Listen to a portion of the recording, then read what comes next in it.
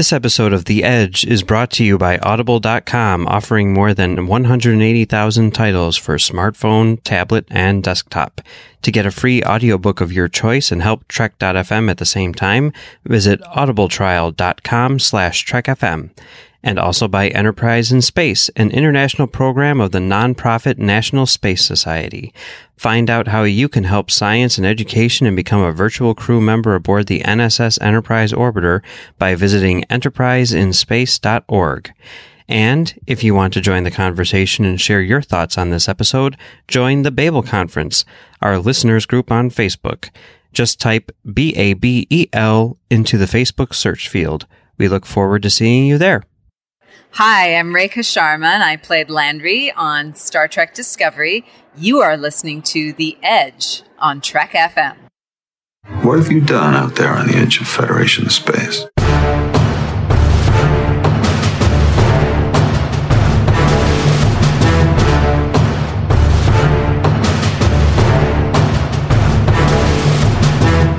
Welcome, listeners, to another episode of The Edge, Trek FM's dedicated podcast to Star Trek Discovery. I'm your host, Patrick Devlin, and joined with me, as always, is the amazing Amy Nelson. Amy, how are you? I'm doing great, enjoying my summer vacation, not working, traveling. You know, life just doesn't get better for a teacher in the summer.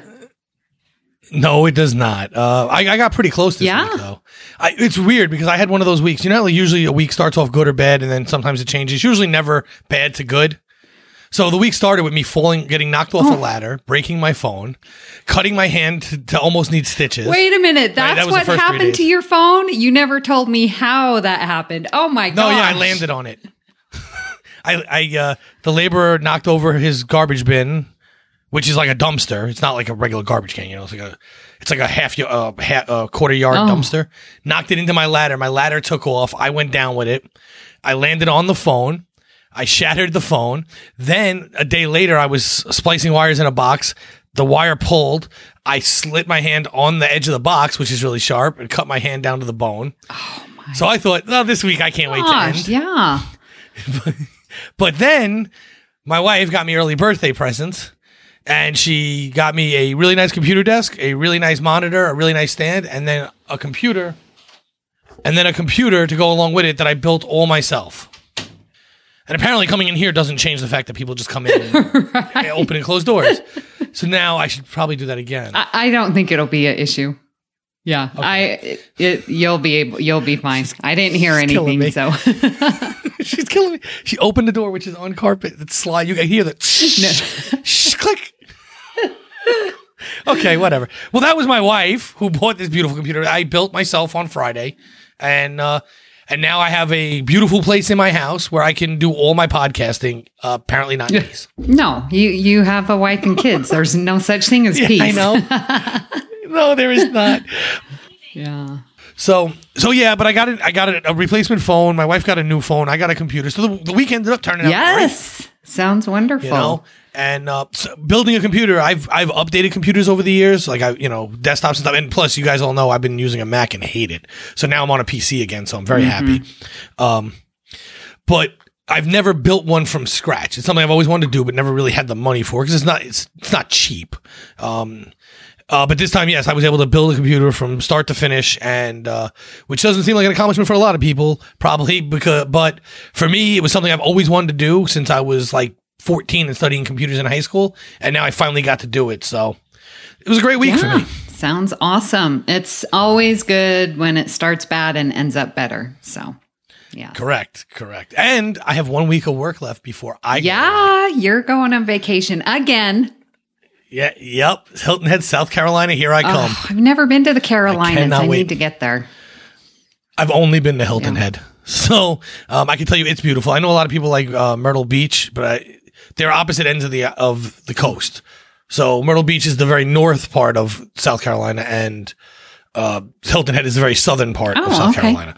So we're going to go into Georgia, and we're going to see the bench that Forrest Gump sat on. Nice. It's actually in a museum. So because that was filmed in Georgia, when it became such a popular movie, they actually picked it up and put it in the museum because they were afraid of people vandalizing it. Right. So we're gonna go see that and just relax on a beach, sipping jippers. Yeah. Yes, exactly. Sipping gibbers on a beach. All right. So, which I think that short came out right as I went to Hilton Head last year. So that worked out. We are not here to talk about your vacations, my vacations, and the fact that I no longer have money to eat. That's not what we are here for. We are here to talk Discovery, and today we will be talking about the captains of Discovery, the many captains we have seen of Discovery. Yeah, 2 seasons, and we've seen quite a few. Yeah, 1, 2, 3, 4, 5. 5 if you count Saru. Yeah. Well, I actually was captain of Discovery. Yeah, well, that's true. But it was an interim captain, right? So, I mean, really, the only one we would say is Leland because he was never captain of Discovery, but we're throwing him in there because he's a captain we saw. well, yeah, true. When I say of Discovery, I meant the show more than the actual ship. But yeah, other than that, everyone else has at some point captained. Well, no, Georgiou didn't captain Discovery. Only the Shenzhou. But we're still throwing her in there too. Yeah, no, it's the captains of the show Discovery, not of the ship Discovery. Right. So it works. Plus, you can't talk captains of the show and not talk Georgiou. So to limit it just to the ship would be ridiculous. Yeah. She plays too big of a role, and there's 2 versions of her we can talk about. So let's jump into it. What do you think? Just quick initial thoughts on what you think of how they're portraying captains in this show. I really like seeing the different varieties that we're getting with the captains. I mean, and thinking about season 1 and season 2. Just the different styles that they have and how they make their decisions to how they relate to the crew. Like we get to see such a variety of styles. I think it's really awesome because you see it in the workplace. You see it in your life of how people, make their decisions and, are they cooperating? Are they gaining others? Are they just making a unilateral decision? So I think it's very easy to relate to the different styles because you just see it in real life. Oh, yeah, I absolutely agree. I've worked for guys, and I mean, in my business, you're constantly changing locations, foremen, owners, shop owners and stuff like that. So in my line of work, I see you might be working for the hardest of hard one day and then the easiest guy the next. And then you also might be working for a guy who has different rules for different people, which I don't agree with at all. I don't care if you're really hard on people or you're really soft on people, but you have to stay consistent, in my opinion, to be a good leader. I can work under both scenarios as long as you're consistent. And I think, one thing we have is we do have consistency for the most part with these captains.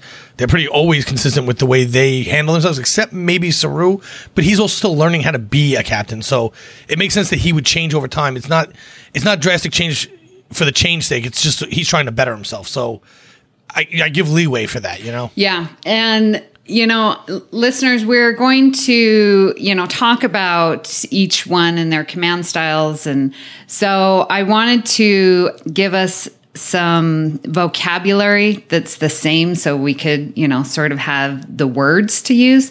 So when I Googled leadership styles, it was hilarious. There was 3 leadership styles, 4, 5, 6, 7, all the way up to 12 different leadership styles. Literally, there was 7 leadership styles that you must know. And I was like, okay, so I just chose one, listeners, and there are 9 leadership styles. I'm just going to briefly go over them just so you know. And so then when we say a transactional leader, then you know what we're talking about. Again, I randomly chose the number 9. Well, it's a perfect number. I like 9.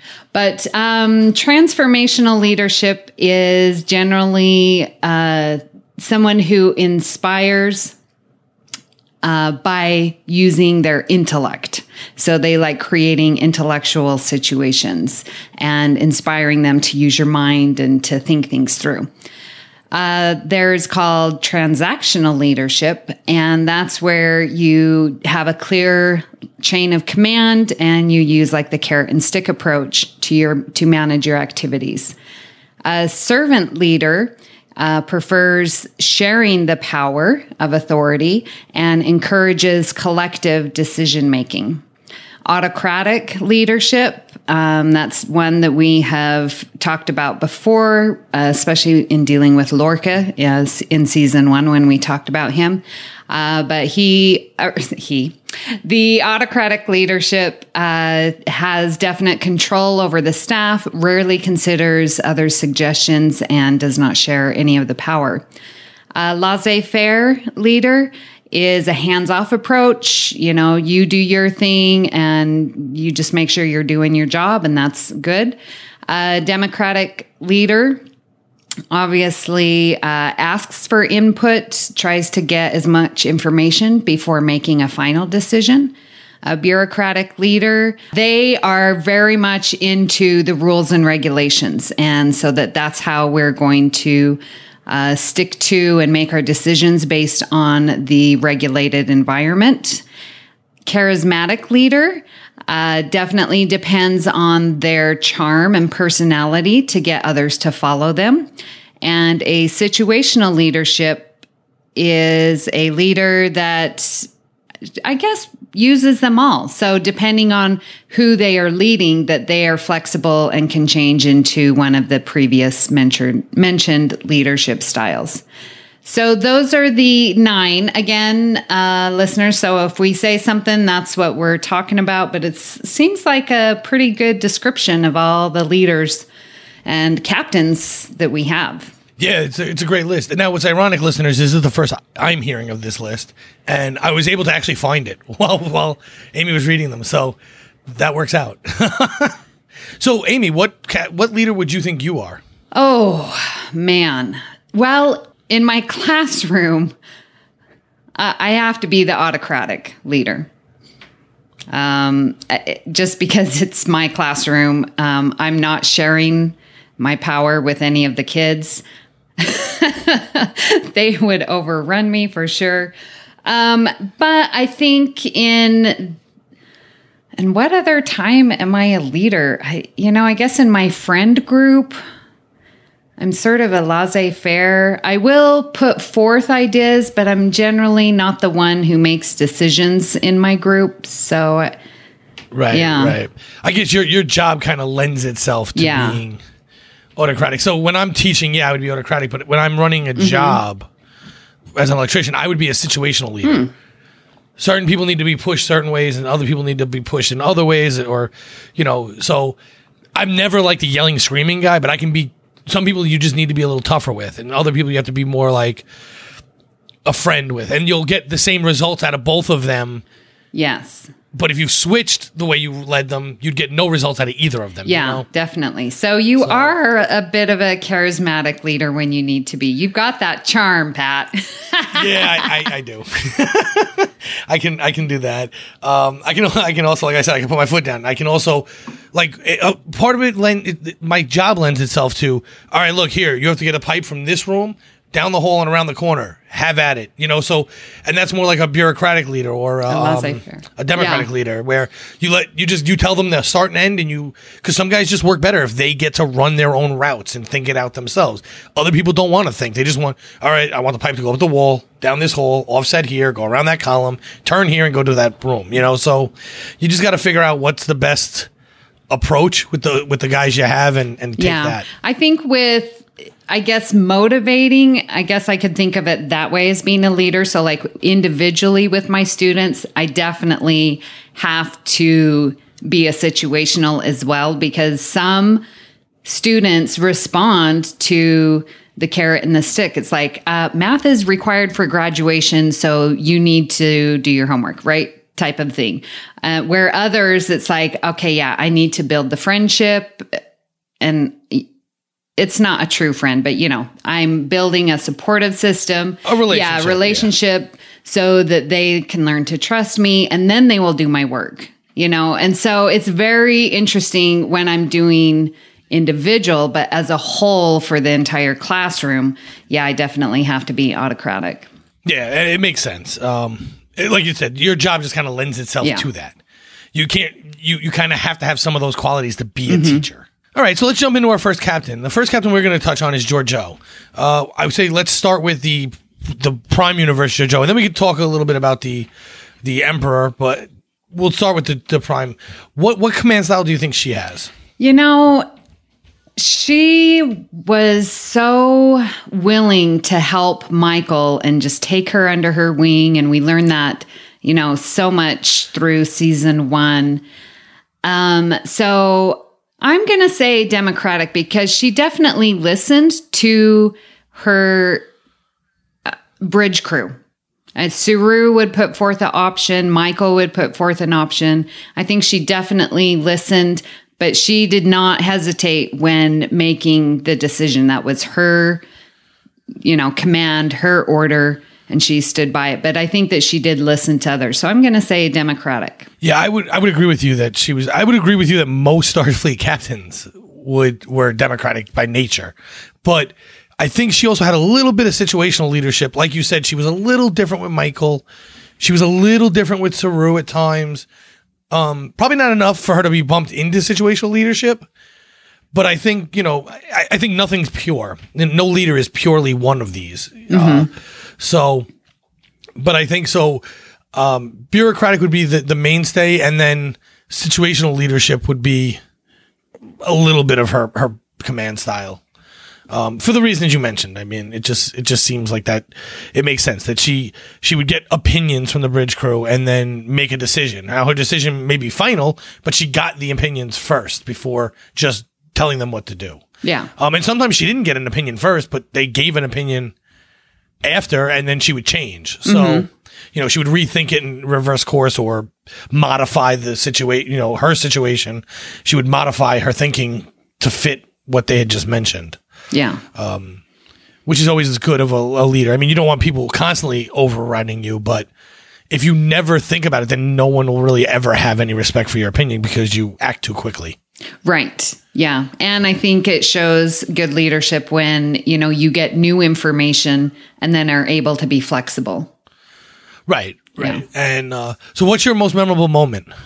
Gosh, you know, See, the way I did this, I tried not to think of any or any that we've previously talked about, and I'm going to just decide on the spot. Whatever I think of first is most memorable because obviously I'm remembering it. Yeah. Like that, because when I started writing this, I thought to myself, wow, there's so many of them. But I'm just going to, whatever comes up to my mind first, I'm going to say. So listeners, when we do this again in 6 months or a year and they're all different, that's why. Yeah. Because you remember different things because they impact you at different times. Correct. Yes. Okay. So I also am doing the same thing where you're going to ask me and I'm just going to say whatever pops into my mind first. I think that makes for the best podcast anyway. All right. So my favorite memory of Prime, Georgiou, Philippa, is when we first meet her. And we sort of saw it with the preview, even before season 1 came out. But they're walking in the desert and oh, did I steal yours? Yeah, you did. But I just absolutely love it because it shows that she's going on away missions, like she's doing her job, she's active, and she still is in control because she's making the delta on the sand, which is going to help the Shenzhou find them. So she's tricky. She's not always relying on technology that she's, you know, using her footprints and what she has available because her communicator's not working. I just thought that was so resourceful and she was using it as a teaching moment for Michael. So like all of those things wrapped up, I thought, man, this is an amazing captain. So yeah, you definitely stole mine. I was going to be a bit more specific with it. My favorite part is when she asks Michael, if you were stuck here forever, what would you do? And then she's like, I can't remember the words, but basically she said, I'd figure out a way out. Like, yeah. You know, Michael was like, well, I'd try and meet with I would try and be accustomed with their customs and this and that, and ingratiate myself to the locals and blah blah blah. And she's like, I'd figure out a way out of here. Yeah. So that was my favorite or my most memorable moment at the moment. But then you stole it, and so I guess if I had to pick a different one, it would actually be the fight she has with Michael just before Michael knocks her out to try and attack the Klingons. I think that would be my my next one if I wasn't going to steal yours. Oh my gosh. Okay. So I was thinking, I'm like, okay, if I had a second one, how are we so similar? There's very small sample size actually there. Because I can think of a third one would be the moment that they show us Sarek bring Michael to the ship, to her. That's another great scene. So, but there's not really a lot of scenes with Prime Georgiou over 2 seasons because she's gone. Yeah, that's true. Episode 2. So, yeah. We were also going to go over their obviously, the closest friend here is Michael. Mm-hmm. I mean, it's like a daughter to her. So, yes. Since they're not actually related, I would consider that her closest friend. Yeah, I would agree. There's not really anyone else that we see in her life. Right. Second would be Saru probably, but Michael is definitely closer to her than Saru is, which is evident as we go through the series and we see Saru and Michael talk about Georgiou. Yes. And the fact that Michael gets the telescope from Georgiou in her last will and testament. So, yeah, a bit of jealousy there between them. So it was clear that Georgiou preferred Michael. Yes. Maybe because it might have had a lot to do with situation, but then we find out that he's kind of in the same situation, right?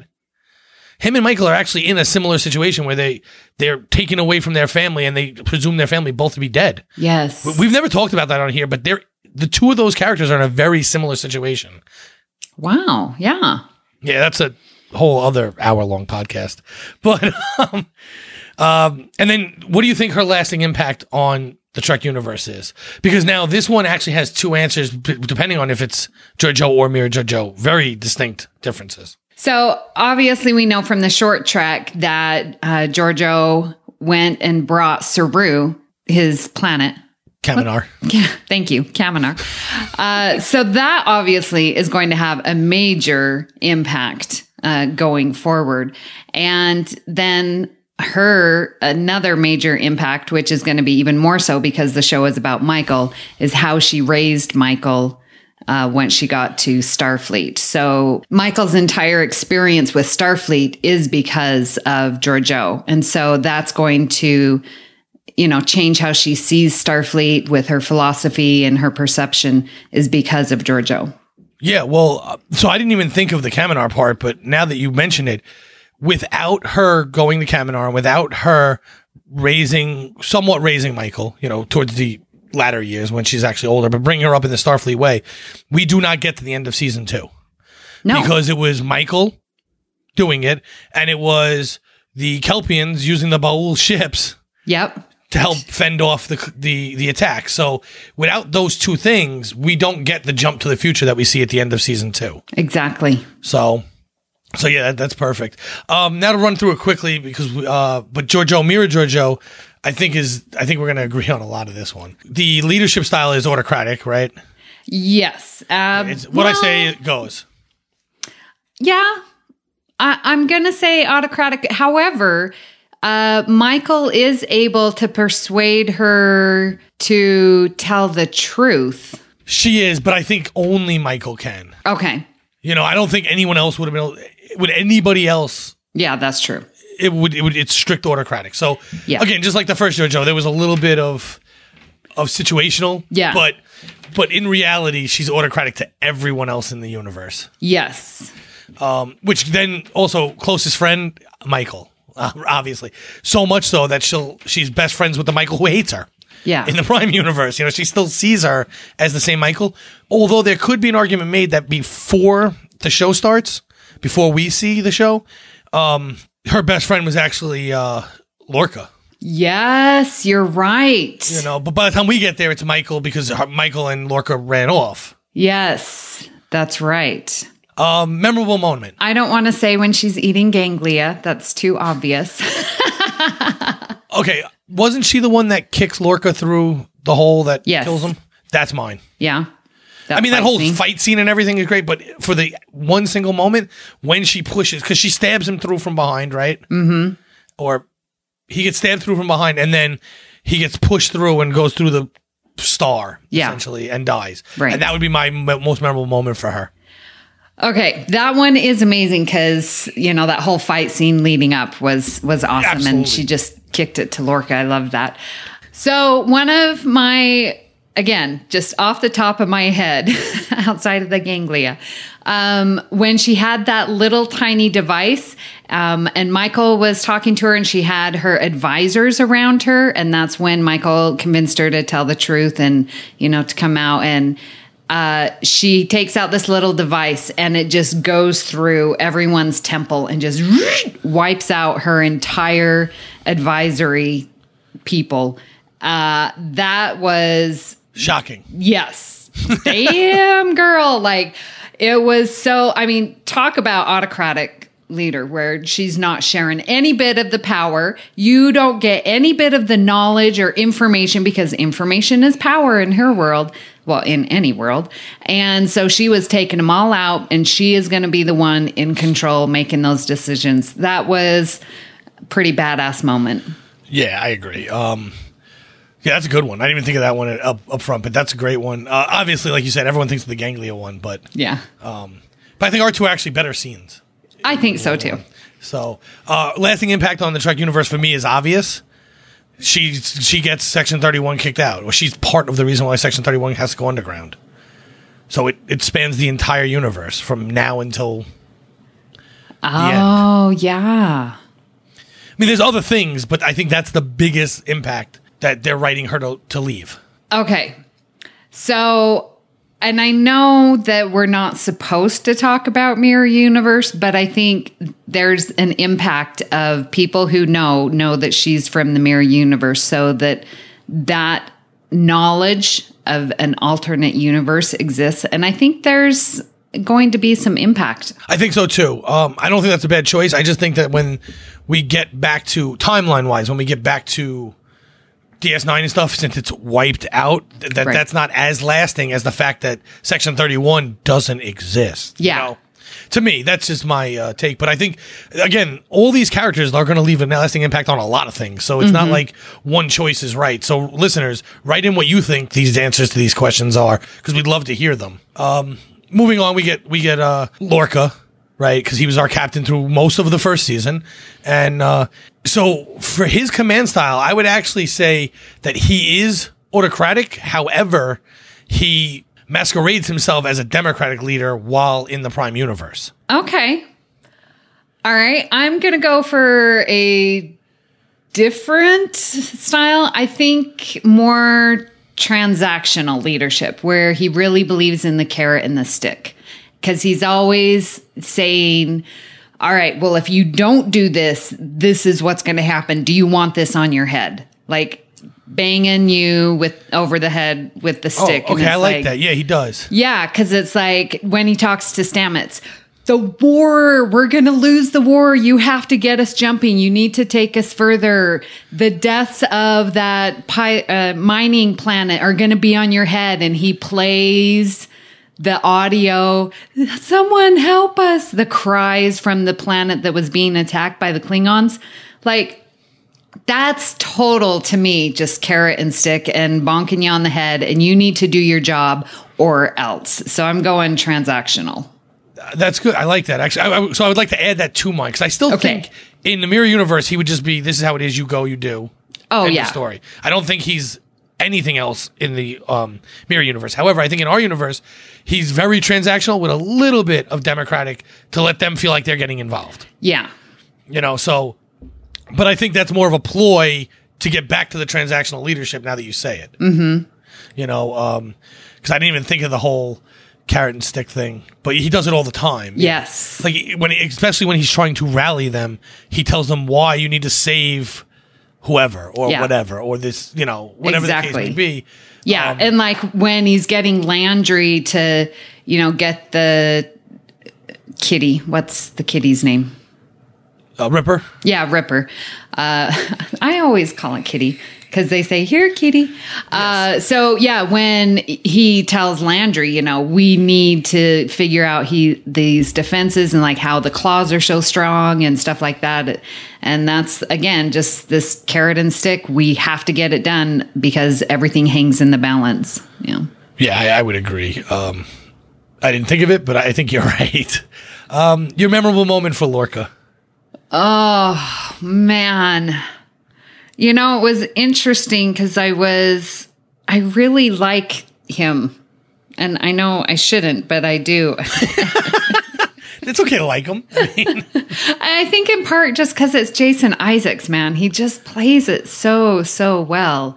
Okay, first thing that pops into my mind.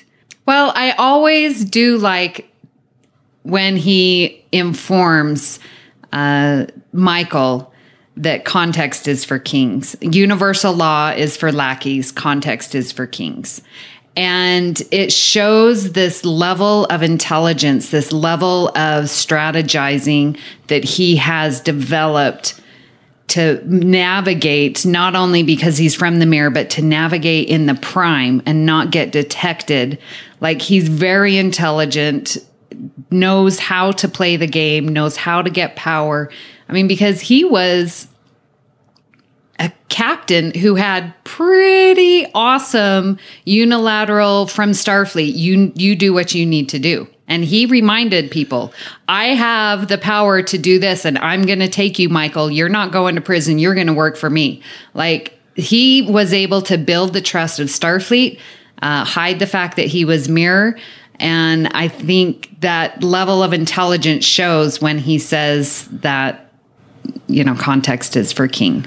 Yeah, I like that one. I didn't think of it, but I like that one. And one of the reasons is the actual quote is not context is for kings. They kind of twist it for him. It's context is king. Oh. But I like the twist is for kings, meaning that if you're a lackey, you just have to do and can't even think of the context. Whereas since I'm not a lackey, I get to think of the context. Because the original quote, context is for king, or context is for kings. No. Context is king. Right. Means when you read something, don't just react. Figure out what the context is, or when you hear something or whatever. I can say something. I can say the same line to you two different ways, Amy, and one I'm insulting you and one I'm not. You get what I'm saying? Yeah. But I like the fact that they twisted for him where he's saying, no, because I'm not, I get to decide context. I love that. Yes. My most memorable moment of his, though, is when he gets out of the agonizer booth and we realize he's about to try and take the ship. Because that just shows you now we've gone all the way with his character to Mirror Universe Lorca. Yeah. We're no longer towing the line, trying to look like we're from Prime Universe anymore. Yes. Yeah, that's he's a fully good revelation, revealing moment. Yes, the way they did that I thought was great. The fact that they did it and the fact that he's so steadfast in his belief to do this that he put himself in the agonizer booth so that he could eventually get out and do this. Like, yes. To me, that's just crazy. But I love it. What do you think his lasting impact, though? Oh, no, his closest friend. I don't think he has one, but it would have been Mira Michael. Yeah, I think so. I think and I'm going to just... I guess I can't even say friend because I think Landry was his most loyal follower, but not a friend. Yeah, I don't think it's a friend. No, obviously, if this was Prime Lorca, there would be people, but I don't. But Mira, I don't even really like using the word friend for Michael because that was more of like a weird love interest, like creepiness. But his closest confidant would be Michael, I would say. Yeah, and I think to him, it was a type of friend just because he was twisted with it. I think he saw it as a friendship and was hoping for more. I could see that, yeah. But then that's all I could think of for him for that. But and what do you think about his lasting impact? Because unfortunately, I think it's very minimal because he's Mirror Universe. I know. You're right, and I guess I know, he doesn't have a lasting impact. No, and part of the problem is because he's Mirror Universe, right, so they don't talk about him. Also because he's on a ship they never talk about. Like, there's a lot of things that should have been lasting impacts, like the spore drive and the this and the that. I mean, they're not his creations, but he was the captain of that ship. Yeah. I think the only thing you could say about his lasting impact would be that he helped bring the Klingon War to an end. Yeah.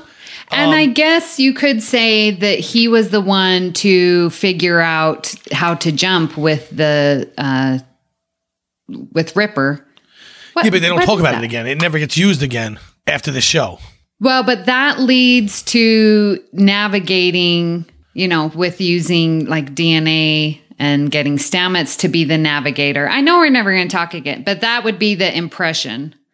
But I I guess. I just think that because he was able to do the jump-ins, use that technology to fight off the Klingons early on, even though they go to the mirror universe, and when they come back, the war is all screwy. Yeah. He doesn't really end it. But him being able to do that scared the Klingons enough to hold their attacks back long enough that even when they made their big push, unless you've studied military strategy, I'm not making any sense, and I understand that, but I've studied military strategy. Him being able to jump in, shoot, and jump out held them back long enough that even though when they made a big push, and when they come back from the mirror universe, we see that they've taken over most of the Federation space, they would have taken over all of it at that point. There would have been no chance of survival. So the fact that that had happened earlier on to hold them back long enough gave us the ability to end up winning the war with a bomb at the end of the show. And that's the only thing, is that the Federation still exists. Man, I like your lasting impacts way better than my answers. That is exactly right. Yes, that is a huge impact. You know, yeah, because when I first said it, even in my own head, I was like, no, he didn't help win the war, but he did, because he held them back long enough for someone else to win the war. Yeah, and took out ships and... Right, and he scared them, so they couldn't just run volleys across the Federation. Right. They had to now worry about this other ship. Right. And which caused some confusion for the Klingons themselves, which slowed them down just enough that they never were able to actually finish the war. So even though they were gone for, what was it, 9 months or something like that? Yeah. So, but there was always still a worry about it. So to me, that is the lasting impact, even though it's not talked about either. If that happens, then we don't have any show after this. There is no TOS, Next Generation, DXC. None of those exist. So that, to me, would have to be it. Moving right along, we have your favorite captain, Captain Pike. It's everyone's favorite, remember? It really is, though. When we talked about it. It really, really is. All right. Yeah, right. So what style is he? He's like the perfect, right? Yeah, which I think sets him perfectly into situational leadership. Mm-hmm. He can use a little bit of all of them when he has to. I really do believe that he would be the true situational, because he is very charismatic. He's funny and friendly and works well with his bridge crew. You know, he's bureaucratic because he follows the chain of command, right? There was examples where it's like, no, we need to, do what Starfleet's telling us. He's bureaucratic. He's democratic. The only one I don't see fitting for him is laissez-faire. Other than that, I could literally see him using every other style, given the right situation. Yeah, and he definitely, I feel, is the servant leadership for the times that he goes down to those away missions, and is, I feel that he definitely leads by example. Oh yeah, absolutely. Yeah. We've seen him say, if you don't do this, the transactional, we've seen him use that. We've seen him use transformation. We've seen him use all of them. Like I said, the only one I don't, and it might just be that I don't like the wording of laissez-faire. It just seems like he's, you do whatever you want. But every other, I can give you examples of every other version depending on the situation and who he's with. Yeah, I agree. I think he truly is a situational commander. Yeah. Because like some people might argue, well, he's not autocratic, except when he was dealing with Leland, he was very autocratic. This is my ship. I don't care what you have to say type thing, Yeah. Or when he was dealing with Tyler, he goes, you might be on here with Secretary, but this is still my ship. I don't care what you have to say. I'm not listening to you. I do what I want. You just observe and go report back. Yes. So, yeah. I could literally see him doing all of them but laissez-faire. And, I think that's why so many people like him, because you can find a situation where, that's how I would react, or that's how, because we're all one of these or some versions of these. Yeah. So everything he did, everyone can identify with something he's done, some way he's reacted. Yeah. And that's what makes him such a great character. His memorable moment, this is going to be hard. Oh my gosh, I know. The first one that pops to my mind is him accepting to take the time crystal and seal his fate. It's just so powerful. I was going to mention his relationship with Vera, but I think this one just tops it a little bit more. Just him accepting his fate. Okay, so you stole mine. Okay. Again. But I got another one. It's okay. I got another one. because that one's a great scene, and seeing the way they did the scene was awesome. But I know. And the fact that it has lasting repercussions, again, is amazing. However, for my pick, I would go with the time when he shows on the screen that he failed a class. Oh, yes. To motivate everybody. I think that perfectly depicts exactly who Pike is. That whole scene. So it shows that he's human, and when I say human, I don't mean physically human. I mean, he's a regular guy who just happens to be captain because he's worked hard and he's earned it. But he's no better or worse than you are. It's just a command leveling. Yeah, is the only difference between them. And so I really enjoyed that scene a lot, and it's probably a very close second to what you said. And it's probably a better scene actually. Because we already knew about we didn't know the time crystals showed him that, but we already knew he was going to end up there. Mm-hmm. Whereas this was like a whole new scene with him. And, so that would be mine. Who would you consider his closest friend? I mean, come on. You think it's obvious? Who do you think it is? It's got for this show. It's got to be Spock, because by the end it is. Could be number one. I was thinking number one. It could be number one. You don't see her enough. That's the problem with it. Is I could easily pick that if we saw her more than 7 minutes over an entire season.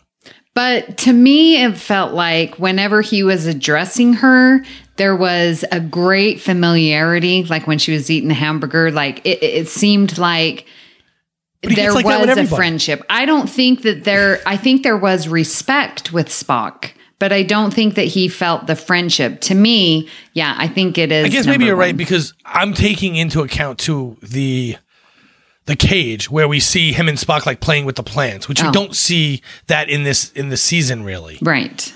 So I guess you're right. It just seems like whenever he spoke to number one, he completely trusted that she was going to follow his direction and do the best, and that he trusted that her best was as good as his, if not better. Like, I just felt like, and that they had this personable relationship that seemed easy to talk to. He felt, I think, that he confided in her. I'm going number one. Yeah. I mean, like I said, you're right, but it's just hard when she's on it for so little time. You have to read between the lines and. Yeah, it's just work. I don't want to work. What is his lasting impact on the Trek universe? Oh my gosh. Well, I gotta ask a question. I can't just assume they know our answer. He's the clinch pin, right? Because without him taking the time crystal, Michael wouldn't be able to build the suit and make the jumps and close the loop and put them into the future. So we have a season 3. Like, him taking that time crystal is what did it. Yeah, he's also like was said to him, he's the best of Starfleet. So he's what every captain after this aspires to be. Yes. So even if that wasn't a factor, he massively affects the universe by everyone else looking back to what Pike did. Yes. And a lot of times we see, like, in the shows, we see they look back to what Kirk did, but Kirk is supposed to be based off of what Pike wanted to be, kind of.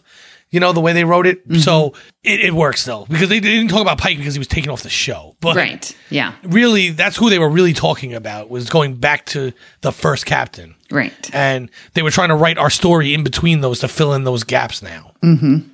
So I agree with you, but I also think that all the captains try to aspire to be him.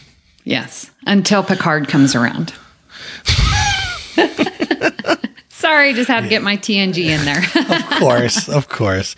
Well, actually, all of them tried to be like Archer, so it doesn't matter. He was the first. Now moving on to someone who was not as good as Pike and people didn't like as much. They actually didn't mind the actor or the way it was acted, just the character himself. But Captain Leland, we don't see much of his captaining style, but we do see him and we understand him. So I would think his command style is just like Lorca, and he's autocratic. Yeah, you just have to agree with that. However, it's interesting, as I was thinking about Leland and how he was, captain of the Section 31 ship. We didn't see him really commanding outside of Tyler and Georgiou, because the other times when he was commanding, what I'm remembering, but when he was commanding and controlling all the drones, like that's when I saw him when he became AI. And so I was like, okay, so he's either talking, well, I guess that's not true, because we do see more command. Like he talks to, like you said, Pike, and he talks with Starfleet admirals. Yeah, but as Starfleet admirals, he can't be autocratic because he's a subordinate. Right. So that's not really, even though he's captain, it's not really a leadership role. Yeah. You can't use your command style when you're not the one on command. Yeah. Yeah, that's true. So, yeah, but even in those situations, he was very much his way should go over Pike's way. Yes. He was. Now, obviously, the admiral would have last say over him, but he's telling the admiral, whoa, I'm higher than him. Yeah. So, yeah, that's true. Sort of got knocked down when it's like, Right. And my most memorable moment for him is when the thing's shooting into his eyes. And he stops being Leland. Oh, that's painful. It is, but that's why it's memorable. Because if you ever say Leland, that's the first thing I'm going to think of. There's a lot of he actually has a bunch of great scenes, but that one will always stick in my mind because, one, it actually happens at the end of an episode and you have to find out later. Yeah. It didn't, unlike a lot of things they did in the show, it didn't answer itself 5 minutes later. Mm-hmm. They had to wait a week. And two, because, oh my, he just lost his eyes. Yeah.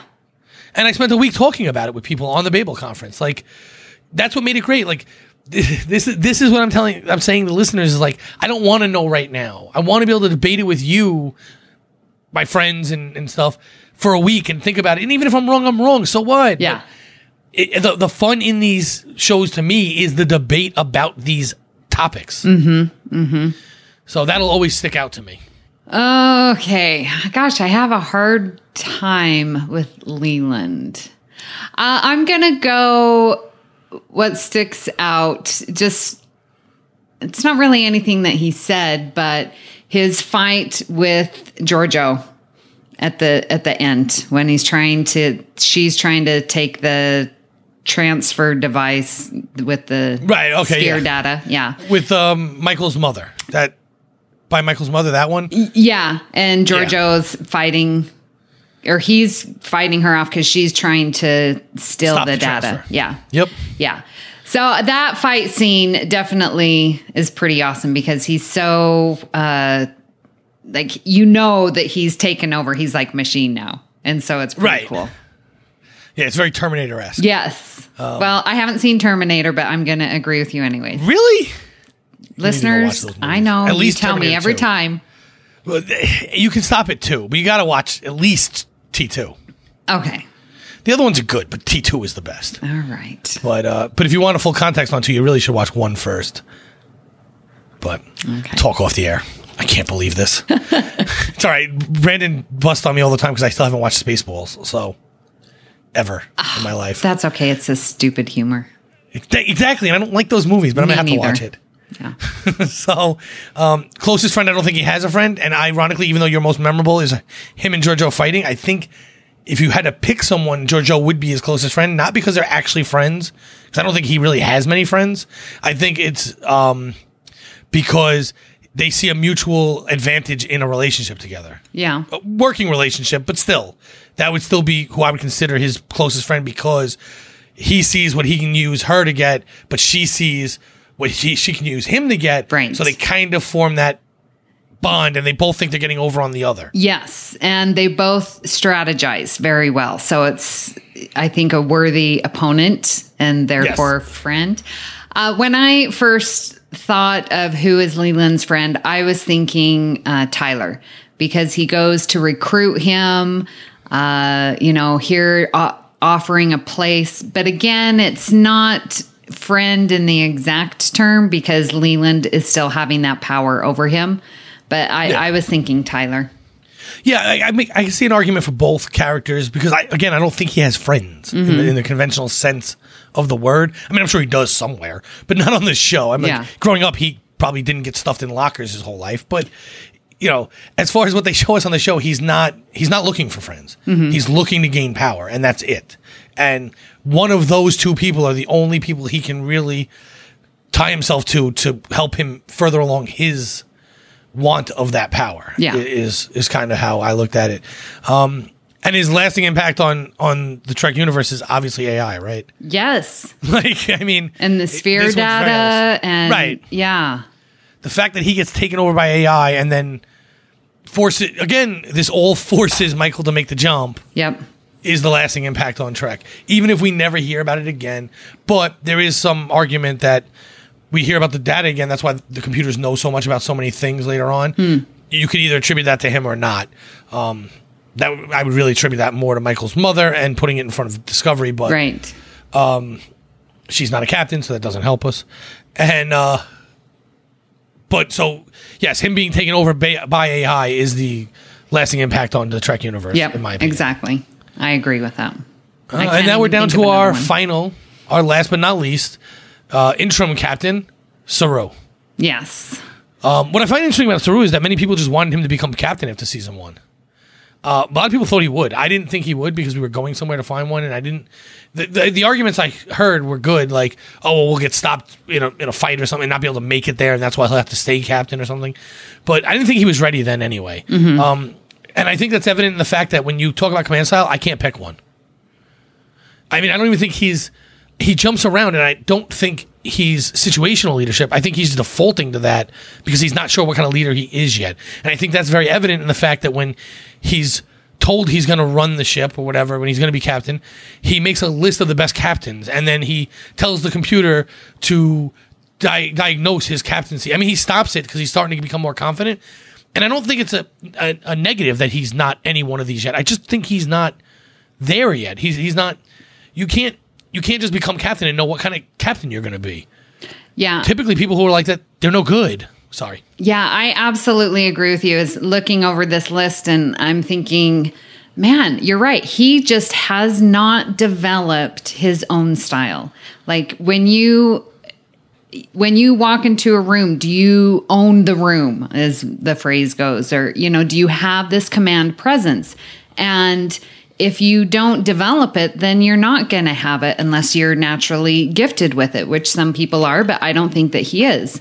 And when you're going through the command training program, like you're going to learn all these different styles. Like it's obvious there's going to be a class about leadership styles. And so when I see Saru looking at these captains, this list of captains of who he wants to be or, emulate, I'm sure that he's going through his mind, what are the different styles that each of these captains have that I can incorporate? I think he does recognize that you do need to be situational, but I don't think he even has that leadership style. I think he's very good at following orders. And so I think he's leaning on that it's like, okay, Starfleet has told me this, I'm going to follow. So I think because he is this interim captain, he's still in this following orders type of mentality, and he hasn't developed a true leadership style of his own. Right. I mean, we do see at times he did use, Democratic because when they were deciding to save Pike, but again, I think that was more the situation just kind of demanded it at the moment, not really his choice. Also, he's changing because he went through Vahari, so now he doesn't even really know what his reactions to things are yet. Right. So it's a lot going on for somebody to try and figure out who I am plus what kind of captain am I. Yeah. When I was someone else yesterday, my captaining ability would be different today than it was yesterday. Which brings us right to the memorable moment is obviously when he goes through Vahari for me. I mean, to me, that has to be the most memorable moment of the character. I like when he's in the Ba'ul ship and his darts come out. Like, oh yeah, that was amazing. Because he's, again, learning who in the heck am I and what can I do, right? Because no one's been through Vahari. His ganglia fall out, and now we've got these darts coming out. And I think he's surprised, but it's like, okay, now I know I have this ability. It sort of gives him the strength to, continue and escape from the bowel. So to me, that's way memorable as he's enlightened about who he is going through this journey. So I really like that. Yeah, no, that's a great scene. Plus, we see a new Saru leading into that because we see him standing up and not looking to run. And then that happens unbeknownst to him, actually, at first. But, so that's a great scene. I like the Vahari one because we see him asking, Michael to help him die. And it kind of mirrors when Worf wanted that. It's kind of a similar situation. The difference is where Worf and he asked Riker, right? Yeah, they were always friends. I mean, they weren't close confidants, but they were always friends and they always respected each other. Whereas Saru and Michael, this also led to them getting closer together because they were apart before that. Mentally, they were not good friends. But that really cements to you that they are moving forward together. So that's why that one works for me so well. Again, just like we did with Georgiou, we could probably list like 5 or 6 or 7 other. Probably more because Saru was in so many episodes opposed to Georgiou, stuff. But those, I think those are 2 really good, memorable moments. Closest friend is hard because I think it started as Georgiou. To him, Georgiou was his closest friend, even though it wasn't maybe not reciprocated in the same way. In the short treks, it's his sister. Clearly, his sister and him are best friends. And by the end, I think it's starting to become Michael. Yeah, absolutely. Your memorable moment leads right into his best friend being Michael, especially by the end of season 2. Because, in the season 1, they were just sort of jockeying for position with Georgiou. I still sort of see them as friendly, and that they knew that they were the competition with each other. But I think when she became the mutineer, I think Saru sort of ended that friendship. Yeah, I would agree. I would agree wholeheartedly with all of what you just said. It was like a friendly competition more. I mean, he was also a little jealous because it was supposed to be his spot and it wasn't. But once the mutineer happened, he had an excuse to hate her. Yeah. And you could tell that when she comes on the ship and he basically tells her as such, you're responsible for this war. You're responsible for Georgiou. You're responsible for this. Like, he does not like her and he does not want her anywhere near him. By the end of season 2, that's all changed. Yeah. And I think they're closer at the end of season 2 than they were at the beginning of season 1. Absolutely. Yeah. So. Yeah. And the lasting impacts are kind of obvious too. Again, we have the fact that because they went and got him, because he found the device, which could be another memorable moment, him finding the device and working on it from his short trek. Because of that, Georgiou finds him. He goes through Vahari. He's one of the first to ever do it because he's so far from home. Yes. And he doesn't get taken. Because of that, he turns around and then they take the Ba'ul ships, and in my headcanon, that's because they're friends with the Ba'ul now, not because they've killed them all. And then they help them get to jump to the future. Yeah. It's my lasting impact would be definitely what happens on Kaminar and the Ba'ul and Kelpians, working now together. Because we talked about it before. That was my headcanon. I'm like, nope, they're working together. But his Vahari being able to transform the Kelpians, get out from oppression of the Ba'ul, like it just, to me, that's the lasting impact. Yeah. Actually, you're right. Him transforming the planet is actually more lasting for the universe, maybe not the universe we watch, but for the universe, than even them going into the future, because he literally changed the course of 2 civilizations. Right. He might not wipe out the Ba'ul, but the course is now changed. They're not hunting them, or they're not harvesting them anymore. Yeah. And so I thought that's pretty good. I didn't really even think of him forcing the planet to evolve in that way, more so that they helped to jump. But it's just that the fact that happened itself is important, exactly, to the universe. So, do you have any final thoughts on these captains we've spoken about? Oh my goodness, what a great discussion! And thinking about each one, and again, like I said at the top of the show, like they're so different, from Saru not knowing which style is best to, the autocratic to, transactional. It's just so great to see them and to know that, these captains really do have an impact on what we're going to see in season 3. There are lasting ramifications from each of these people. Not so much, we came up with really good lasting impacts for all of them outside of Lorca, I guess. But, No, I thought it was really good and a good summary of mixing them, the seasons 1 and season 2, with all the captains that we saw. So I thought it was great. What about you? Yeah, so I mean, I pretty much mirror your opinion on that. I think Lorca does have a lasting impact. We can't pinpoint it because it's not really Lorca that has it, but his effect on Michael and such then helps turn history, but it's not a direct impact like the other characters, so it's hard to pinpoint what he did. But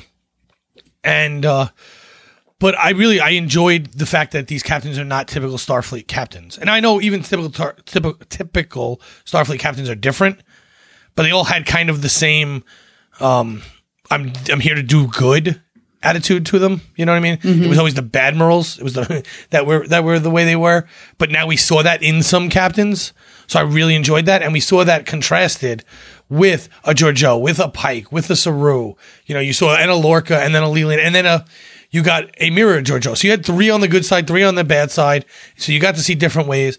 I also think that if we did this podcast in a month, all of our answers except for closest friend and possibly yeah, that's about it. Would change. Like we could probably change all of these answers in a month because they're so. If you pick one scene, if you break it down enough, you can find a scene where any one of these characters is doing something different than what we just mentioned. You know, this is obviously we were doing it very generalized, but you could definitely find places where Saru was this way or Georgiou was that way, or you know, and it was different from what we had said. So I think it was a good discussion, and I think it was a good look, and I like the fact that we had so many captains to look at. Yes. It's been fun talking about captains on Discovery today, but this isn't the only thing we've been discussing on the network. So here's a quick look at some of the other things you may have missed elsewhere on Trek FM. Previously on Trek.fm, Literary Treks. But in this case, I like the character in the fact that she's a counselor and a Vulcan, because when you go to a counselor, most of the time it's about your emotions or dealing with your emotions. So how ironic it is that a Vulcan is the person you go to figure out how to deal with emotional issues from a non-emotional person. Earl Grey. Episodic TV is really good for watching in bed before you go to sleep, because you can go to bed, watch a little 45-minute episode, and by the end you're almost asleep. So it's like a nice little comfort blanket. You're saying Star Trek puts you to sleep? Yes. Actually, yes. Even though I love it, it does. If I didn't have it on the background, I probably wouldn't sleep because I've become so used to it. Interesting. So it's like a soothing presence. Oh yeah, it's that background noise of life. Star Trek, the hum of the warp drive. The Ready Room. Do you feel like there are too many of these arcs, too many of these threads running through a 14-episode season?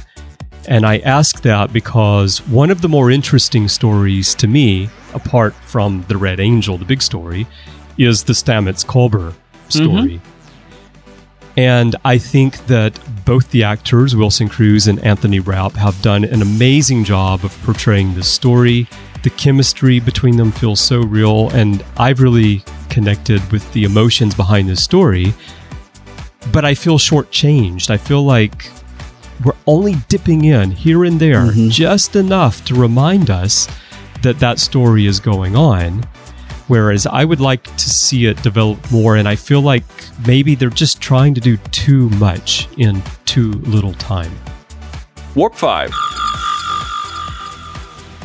But I think Brandon's right. You can jump to Bound and have the same thing. Yeah, you can jump to Bound and have the same thing. Because you can have him say, I want to leave, them find his replacement, whatever happens in between, now he decides to stay, and there's a problem because this guy wants to stay. Which plays out all in Bound. Correct. So I think I'm not going to be able to drive Brandon as crazy as I want to. I will say no. And that's what else is happening on Trek.fm. Check out all these shows and join the conversation about your favorite corner of the Star Trek universe and beyond. You'll find us wherever you get your podcasts. If you're an Apple user, be sure to hit the subscribe button in Apple Podcasts on iPhone, iPad, or Apple TV, or the desktop iTunes app to get the latest episodes as soon as they are published. And please leave us a star rating and written review. If you're not an Apple user, we've got you covered as well. You can find our shows on Google Play Music, Stitcher, TuneIn, Spreaker, SoundCloud, YouTube, Windows Phone, and most third-party apps, and you can stream and download the MP3 file from your website or grab the RSS link. We'd love to hear your thoughts on today's show, and there are many ways for you to do that. The best place to join in the larger conversation is the Babel Conference, our listeners group on Facebook. Just type Babel, B-A-B-E-L, into the search field on Facebook, and it will come right up. Now, if you'd like to send us an email, you can use the form on the website at trek.fm/contact. Choose to send to a show and select the Edge. That will come right to me, and then I'll share it with Patrick. You can also find the network on Twitter at TrekFM and on Facebook at facebook.com/TrekFM. So, Patrick, where can people find you when you're not using your charms to lead others?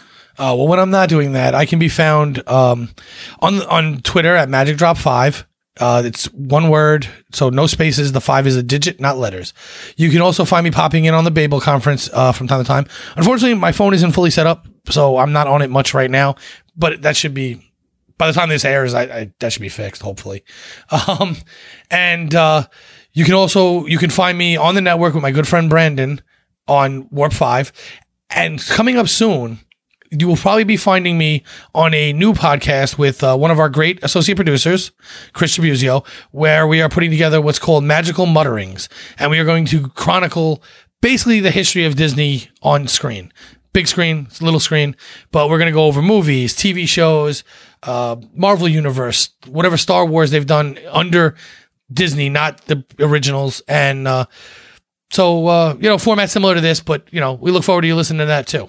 That's exciting. Yeah, I can't wait. That's part of the reason why I moved my podcasting area into this magical Disney room of mine.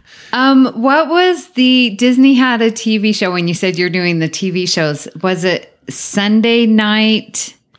It was a Sunday night at like 6 p.m. And A Magical World, Wonderful World of Disney. Yes, that was my favorite. I can still remember the music and watching. Oh my gosh! If I remember right, it ran from the 70s to like 89 or something like that. Yeah. I had to look that up, but it ran into because a lot of people, that was like it was a Sunday. It was Sunday night. Yeah. It was before football took over the Sunday night time slots. Yeah. But that's where Walt debuted his idea for Epcot, which is nothing like a park. Epcot was the experimental prototype city of tomorrow. And it plays all over Disney World. You can go and see this advertisement still. It was on The Wonderful World of Disney, where he talks about he wanted to build a city with a monorail transportation hub. And he would make sure that it was supposed to be, I believe, for the employees.